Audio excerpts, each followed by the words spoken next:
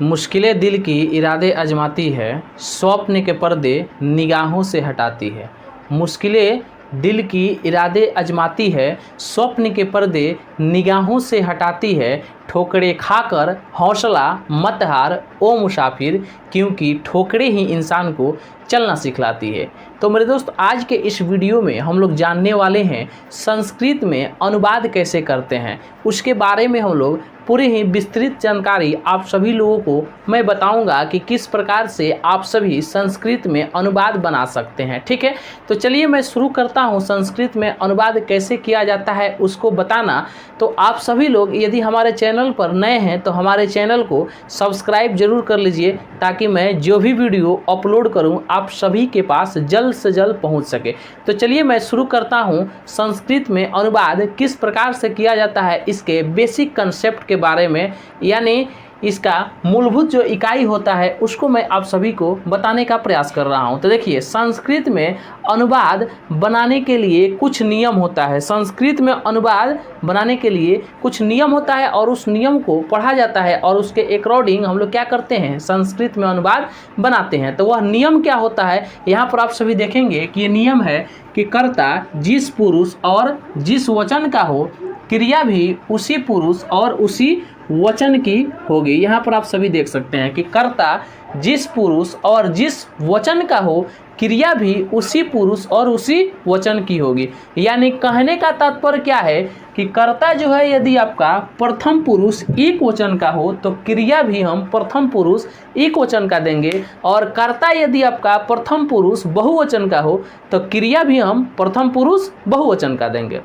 यदि आपका कर्ता प्रथम पुरुष द्विवचन का है तो इसके साथ क्रिया कैसा देंगे, तो क्रिया देंगे प्रथम पुरुष द्विवचन का। यदि आपका कर्ता उत्तम पुरुष बहुवचन का हो तो उसके साथ क्रिया कैसा देंगे, तो उत्तम पुरुष बहुवचन का उसके साथ क्रिया देंगे। ठीक है, तो देखिए यहाँ पर देखिए आप सभी, जैसे जैसे मैं आप सभी लोगों को बताया कि कर्ता यदि आपका प्रथम पुरुष एक वचन का होगा तो उसके साथ क्रिया यदि आप दीजिएगा तो प्रथम पुरुष एक वचन का दीजिएगा। तो आइए इसको विस्तृत जानकारी हम लोग लेते हैं कि आखिर जो बात कह रहा है कि कर्ता आपका प्रथम पुरुष एक वचन का हो तो क्रिया भी आप प्रथम पुरुष एक वचन का देंगे।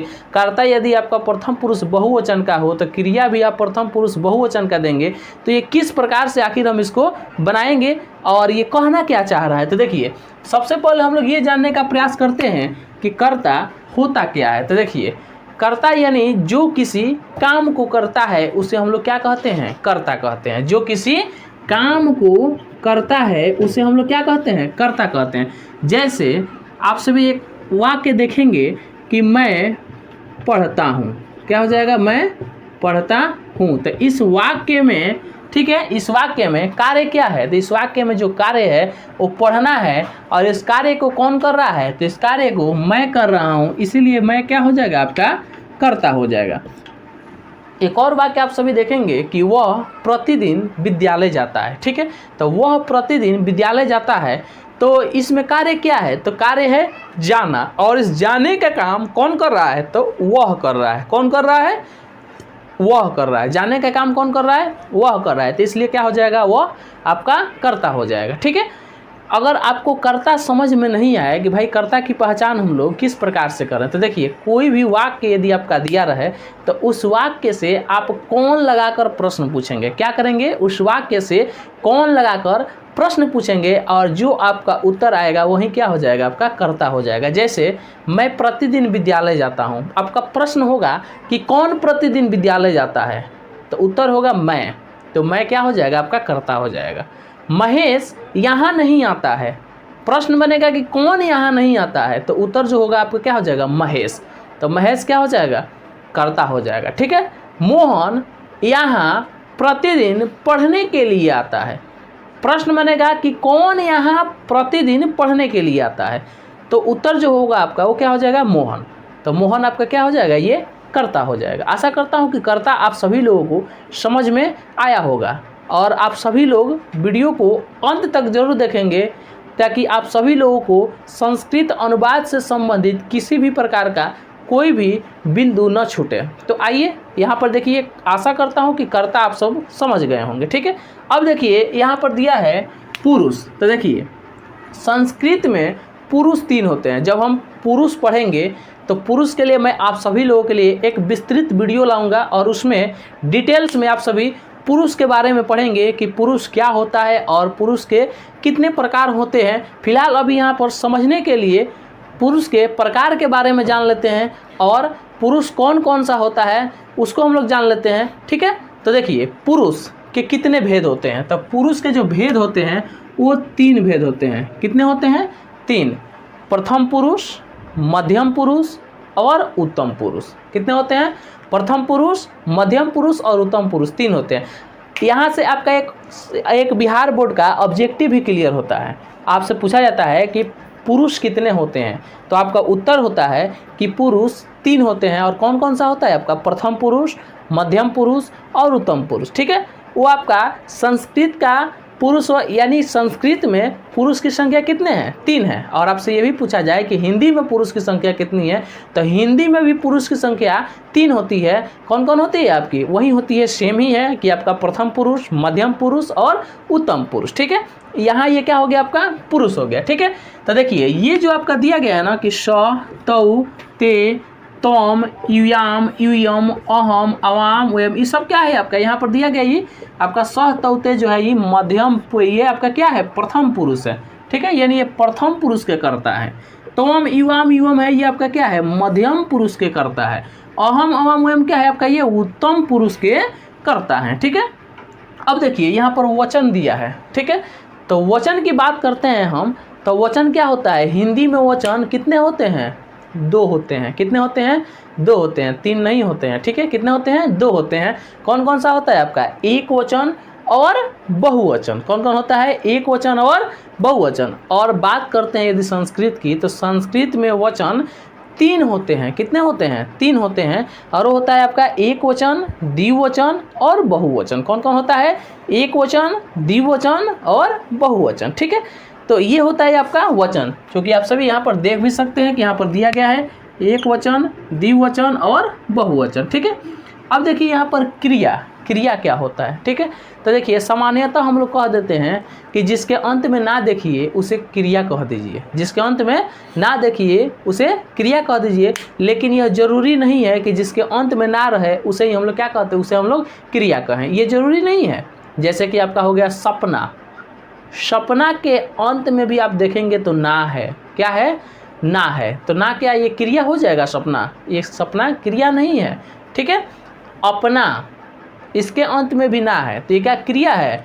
ये क्रिया नहीं है। सोना, ठीक है, ये सोने वाला, स्लीप वाला सोना नहीं, ये गोल्ड वाले सोना की बात हो रही है, ठीक है। सोना, तो ये क्या है आपका? सोना, ये क्या है आपका? क्रिया है? क्रिया नहीं है, ठीक। उसी प्रकार कोरोना, कोरोना क्या है? ये क्रिया नहीं है, ठीक है। तो देखिए क्रिया क्या होता है, जैसे अक्सर ऐसे कह दिया जाता है कि जिसके अंत में ना देखिए उसे क्रिया कहिए, क्योंकि जितना भी क्रिया होता है ना उसके अंत में ना होता है। इसलिए कह दिया जाता है कि जो भी क्रिया है यानी जिसके अंत में ना देखिए उसको समझिए कि क्रिया है। जैसे देखिए ना, जो होता है आपका पढ़ना, लिखना, उठना, चलना, गाना, दौड़ना, रोना, ये सब क्या है? सबके अंत में ना आ रहा है, तो ये क्या है? आपका क्रिया है, ठीक है। तो देखिए अब देखिए यहाँ पर देखेंगे तो दिया गया है कि सह, तौ, ते, त्वम, युवाम, युयम, अहम, अवाम, वयम, ठीक है। और यहाँ पर देखेंगे कि इस सभी का हिंदी आप सभी लोग यानी हिंदी अर्थ, ये जो संस्कृत में दिया गया है इस सभी का हिंदी अर्थ आप सभी देखेंगे कि यहाँ पर दिया गया है। सह मतलब होता है वह, तौ मतलब होता है वे दोनों, ते मतलब होता है वे लोग, तुम मतलब होता है तुम, युवा मतलब होता है तुम दोनों, युवम मतलब होता है तुम लोग, अहम मतलब होता है मैं, अवाम यानी कि हम दोनों होता है, वयम यानी कि हम लोग होता है, ठीक है। तो देखिए इसको आप लोग बिल्कुल ही अच्छी तरीके से याद कर लेंगे, क्योंकि समझ के साथ साथ याद करना भी बहुत ज़रूरी होता है, ठीक है। तो इसको याद कर लेंगे जो ये आपका संस्कृत में दिया गया है, सह, तौ, ते, त्वम, युवाम, युयम, अहम, अवाम, वयम, इसका हिंदी अर्थ याद कर लेंगे कि सह मतलब होता है वह, तौ मतलब वे दोनों, ते मतलब वे लोग होता है, तो मतलब तुम होता है, युवा माने तुम दोनों, युवा मतलब तुम लोग, अहम मतलब मैं, अवाम माने हम दोनों और वयम मतलब हम लोग होता है। तो अनुवाद बनाने में यानी जब हिंदी हिंदी से संस्कृत बनाइएगा तो आपको आसानी होगी। क्योंकि मान लीजिए कि अगर कहा जाए कि वह पढ़ता है, तो वह का यदि आपको संस्कृत नहीं मालूम होगा तो फिर आप कैसे बना पाइएगा, नहीं बना पाइएगा।